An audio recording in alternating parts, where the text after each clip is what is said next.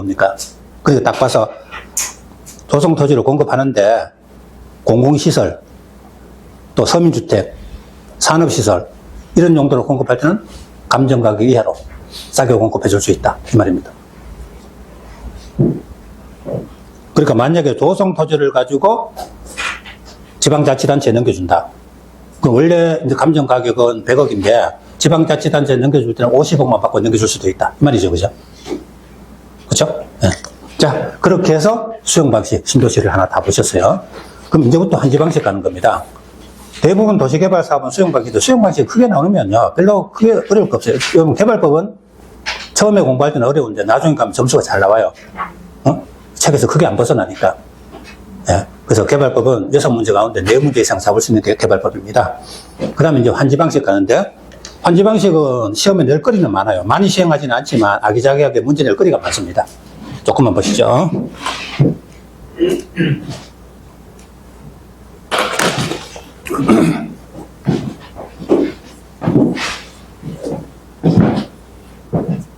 환지, 땅을 바꾼다는 거죠. 자, 갑소유의 종전토지, 공사 끝나고 나서 그거 대신해 줄 토지, 환지.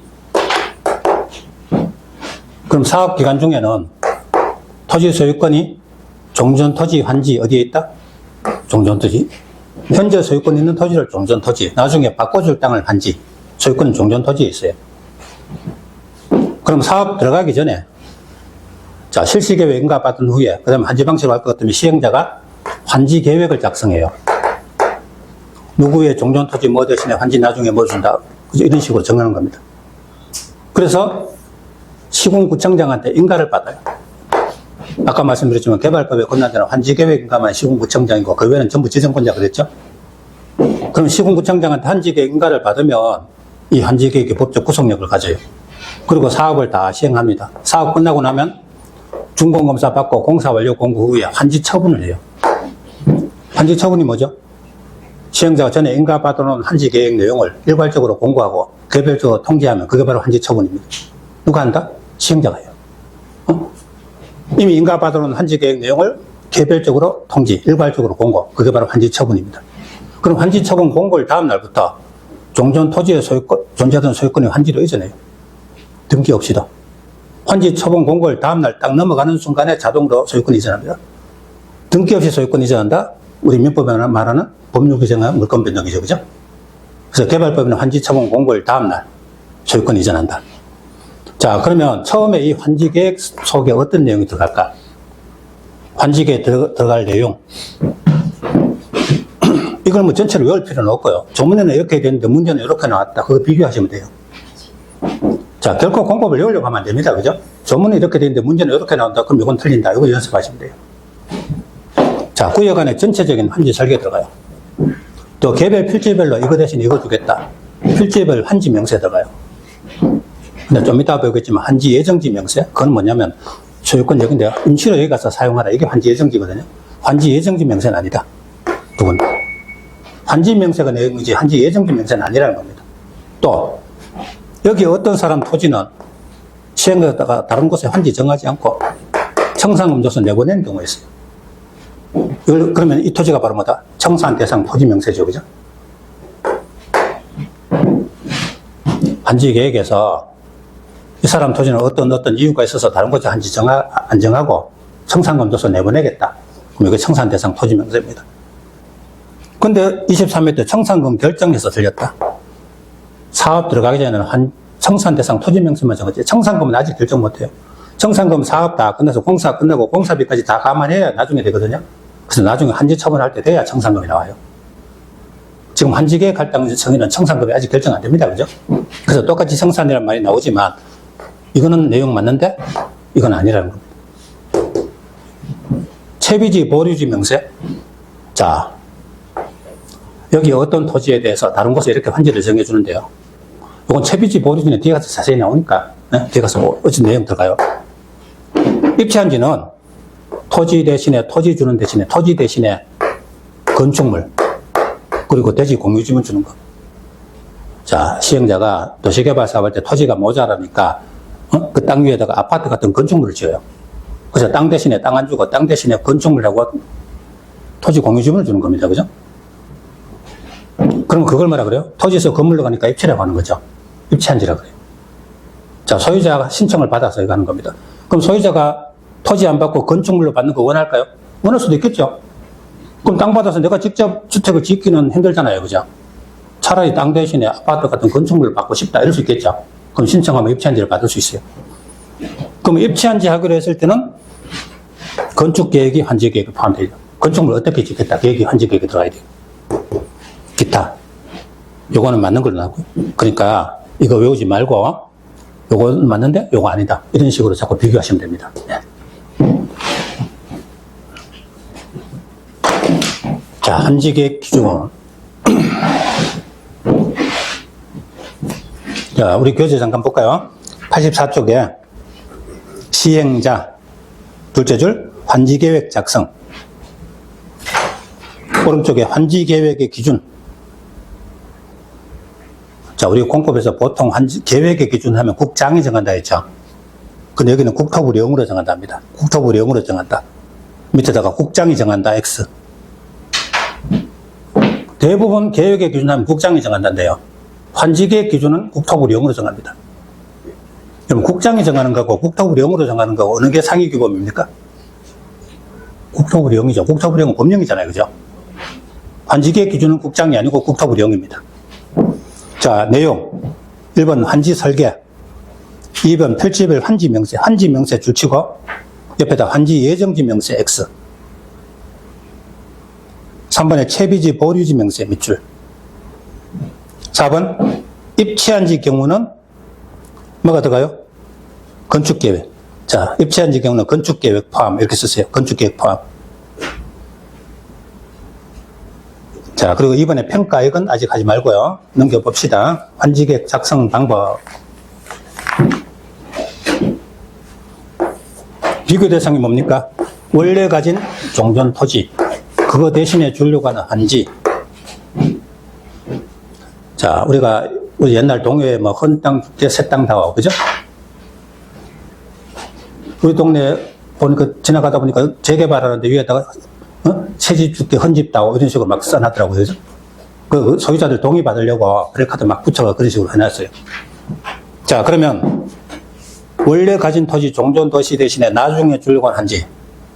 시행자가 환지계획 작성할 때 종전 토지의 여러 가지 조건, 그거 대신에 주려고 하는 환지의 여러 가지 조건을 서로 비교해야 돼요.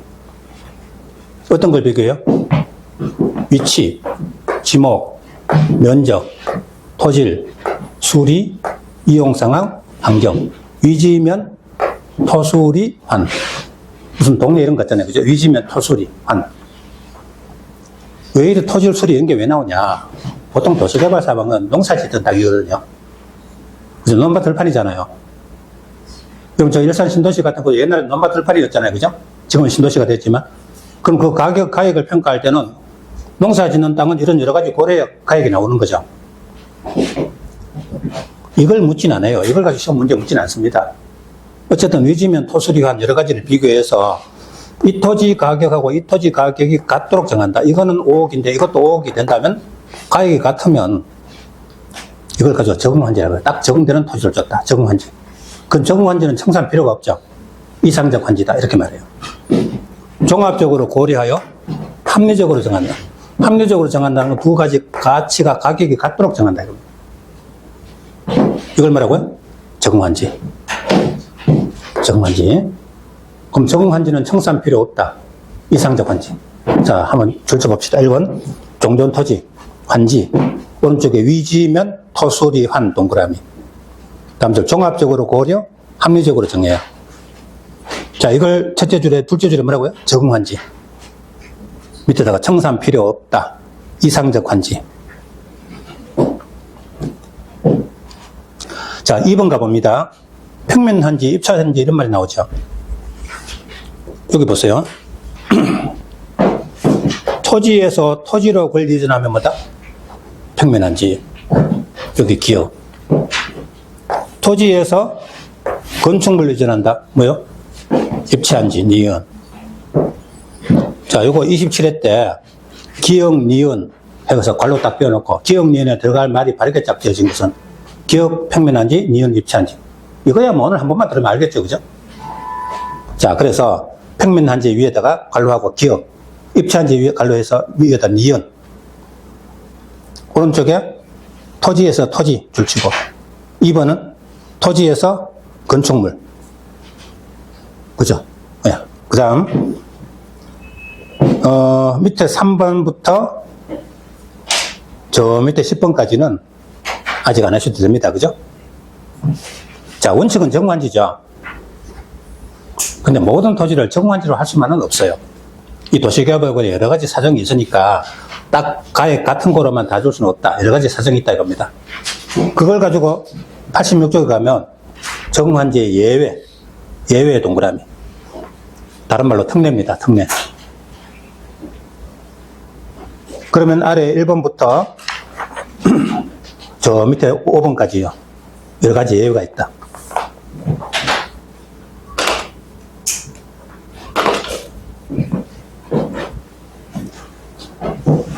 자, 환지 지정 위치 같은 거는 뭐 우리 시험에 나올 거는 없는데요.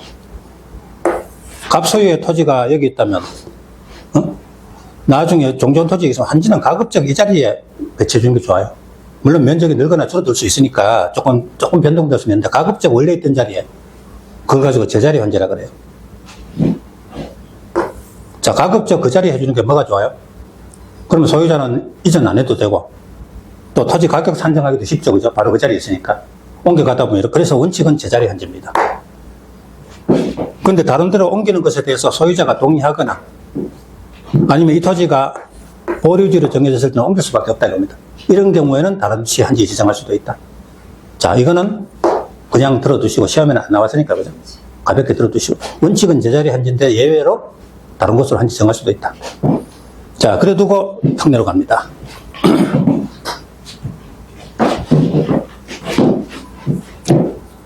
자, 여기 갑소유의 종전 토지가 있어요. 근데 시행자가 이 토지에서 다른 곳에 한지를 정하지 않는 경우가 있습니다. 자, 토지가 정상적인 토지인데 100평짜리 토지가 있는데요.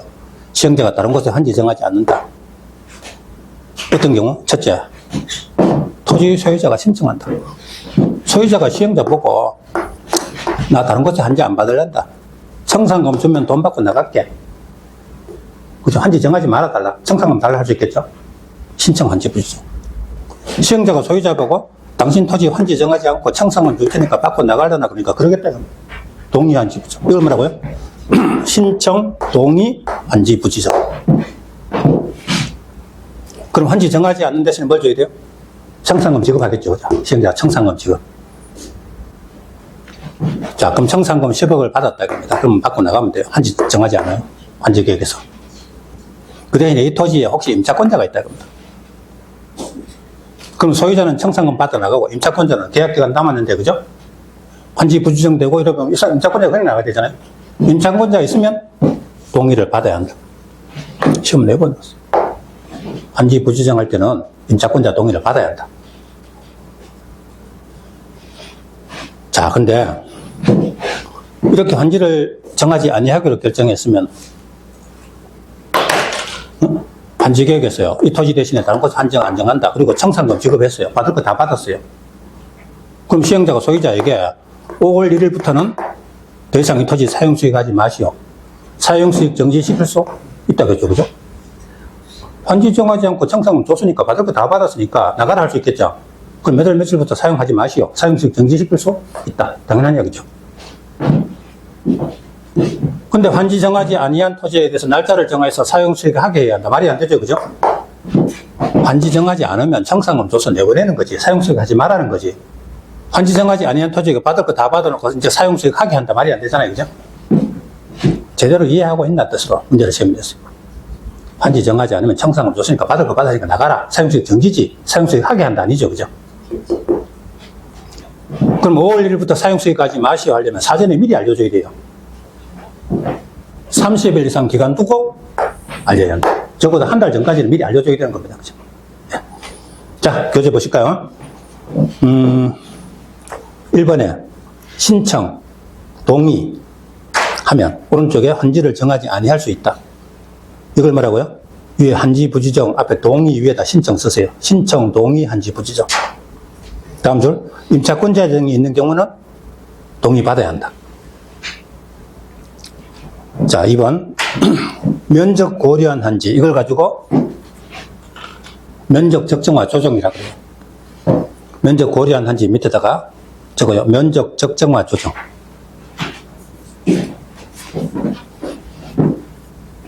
먼저 여기 보세요. 면적이 작은 토지. 도시개발구역안의 갑소유 토지 면적이 50평입니다. 다른 곳에 환지를 하는데 환지를 하면 면적이 보통 늘어난다, 줄어든다? 줄어들죠. 아까 기반시설 용지나 채비 등으로 떼기 때문에 면적이 줄어든다.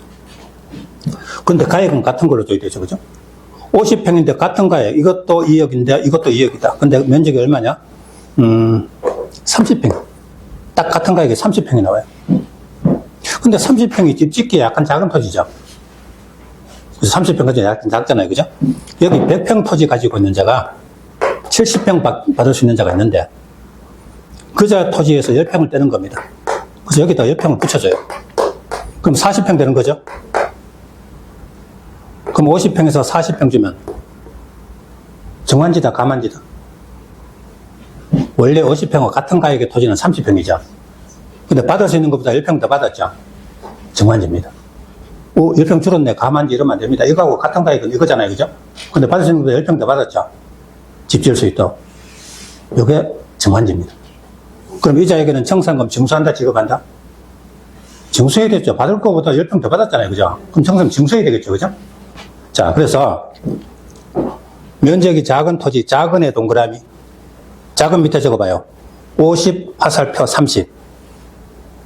작은 밑에다가 50 화살표 30. 30의 동그라미. 이 30이 뭐다? 작은 토지라는 겁니다. 이 30을 옆으로 화살표하고 40 적어봐요. 그럼 40의 네모를 딱 치세요. 그럼 이렇게 40으로, 그 바로 밑에 면적을 늘려 있죠, 늘려. 면적을 늘려 밑에다가 40으로 쓰고 네모 딱 쳐봐요. 그럼 받을 수 있는 건 30평인데 40평 받았으면 늘려 받은 거죠, 그죠? 이걸 뭐라고 한다? 정환지. 10평 줄었다고 가만지 그러면 안 되죠? 받을 수 있는 30평보다 10평 더 받았잖아요, 그죠? 정환지죠? 자, 밑에다가 청산금 징수. 청산금 징수하겠죠? 자, 다음, 그 밑에 보여요. 면적이 넓은 토지, 넓은 동그라미. 넓은 밑에다가 100 화살표 70 써봐요.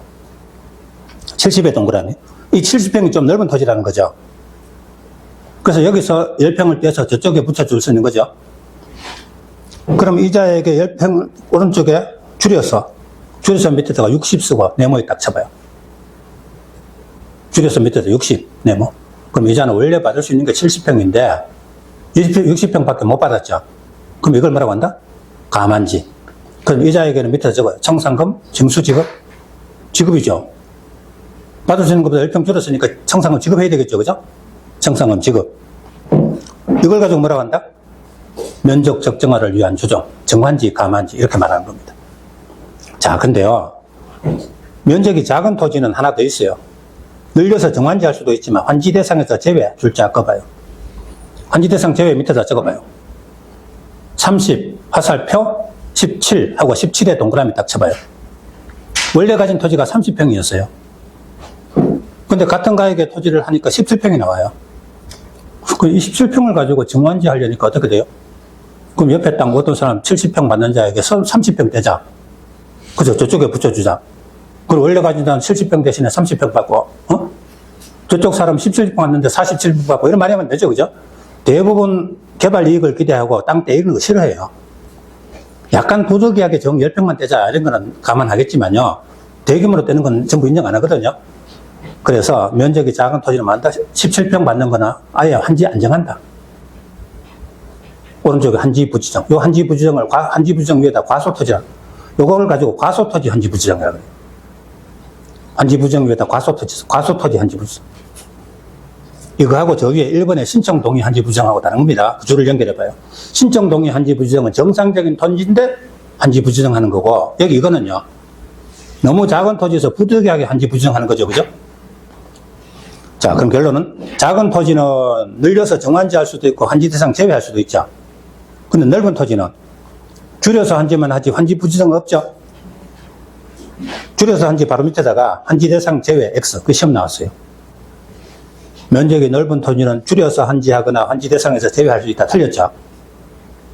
면적이 넓은 토지를요, 자, 70평 되는 토지를 줄여서 10평, 줄여서 60평 가만지는 할 수 있지만, 70평 토지를 환지 부지정한 거 말이 안 되죠?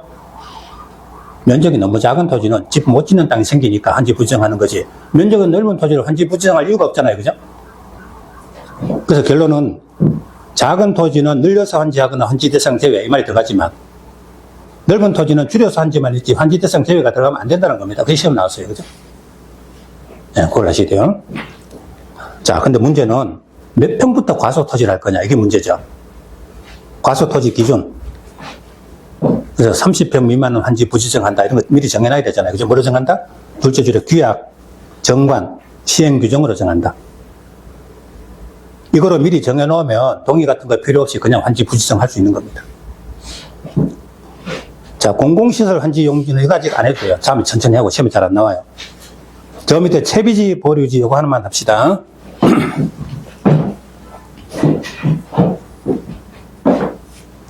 자, 채비지 이런 말 들어봤죠? 그러니까 이제 여기서 이제 들어두면 이제부터는 신문이고 뉴스고 나올 때 채비지 이런 말 뭔지 알겠다는 겁니다. 자, 여기 갑 소유의 토지의 종전 토지에 대해서 환지 계획 정할 때 여기 환지 이렇게 정해줍니다. 을 소유 토지에 대해서 여기 환지 이렇게 정해줍니다. 근데 여기 토지는요, 여기 소유자에게는 다른 곳에 환지를 정해줘요. 이거 대신에 이거 주겠다고 환지 계획에 정해줍니다. 그리고 이 토지는 다른 토지 환지 대상으로 하지 않고 남겨둡니다. 이 사람에게는 환지 정해주고요. 이 토지는 다른 토지 환지 대상으로 하지 않고 남겨둡니다. 그리고 시행자가 환지 계획에서 이 토지는 자, 다른 토지 환지 대상으로 하지 않고 보류지, 보류한다 이거죠. 보류지하고 딱 정해요. 자, 그리고 그러면 보류지가 뭐죠? 다른 토지 환지 대상으로 하지 않고 남겨두는 땅. 이걸 보류지라고 그래요. 근데 보류지 가운데 일부를 채비지로 정해요. 그리고 이 채비지를 사업 끝나고 나면 처분해가지고 거기서 생긴 돈 가지고 사업 경비에 충당합니다. 아, 경비 충당하기 위해서 환지 대상 하지 않고 남겨두는 땅을 뭐라고 한다? 채비지. 그럼 채비지는 사업 닫고는 한지 처분 공고일 다음날 되면 시행자에게 소유권 넘어가요. 그리고 시행자가 처분해서 그 돈 가지고 경비 충당합니다. 그럼 보류지 가운데 일부가 채비지인 거죠. 그죠?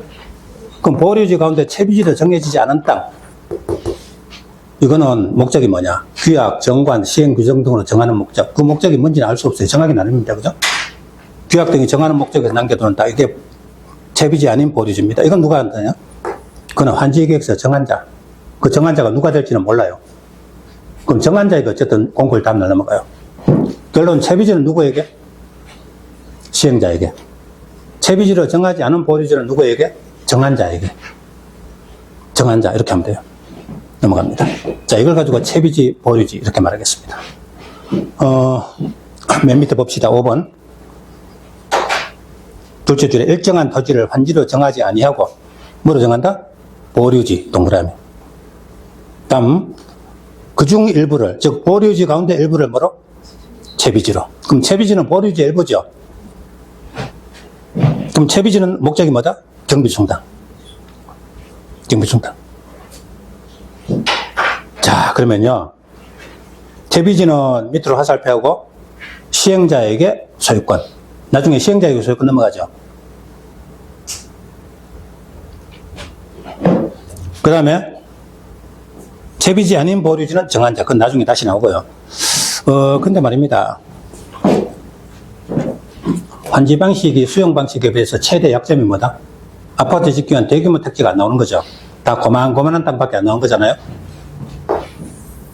근데 환지 방식에서 그나마 아파트 같은 공동주택을 좀 짓게 하려면 환지계획 인가권자가 시군구청장이죠. 그럼 시행자가 환지계획 작성해서 시군구청장한테 인가 신청하면 시군구청장은 이 동네에도 아파트 같은 거 지어서 인구 좀 많이 수용하면 좋지 않겠냐. 그러니까 시행자 보고 채비지를 여기 질 금 저기 질 금 이러지 말고 한 곳에 모아서 정해라. 채비지를 한 곳에 모아서 정해라. 그러면 좀 크게 되면 이걸 건설업자한테 넘기면 아파트 지을 수 있잖아. 자, 그래서 밑에 뭐라고 되어 있어요? 시군구청장 공동주택 건설을 촉진하기 위하여 채비지를 집단으로 정하게 할 수 있다. 미출자. 이해되죠? 재빚이 한 곳에 모아서 정해라 이 말이죠. 자, 여기까지가 특례. 그럼 원칙은 적응환지고 예외가 여러 가지 있었죠. 이걸 시행자가 적절하게 잘 믹스해서 사정에 따라서 잘 합리적으로 작성해서 시군구청장한테 인가를 받아야 된다. 그래야 사업을 원활하게 할 수 있다. 이런 말이죠. 자, 그래 놓고 좀 쉬었다가 그죠? 조금만 더 하겠습니다.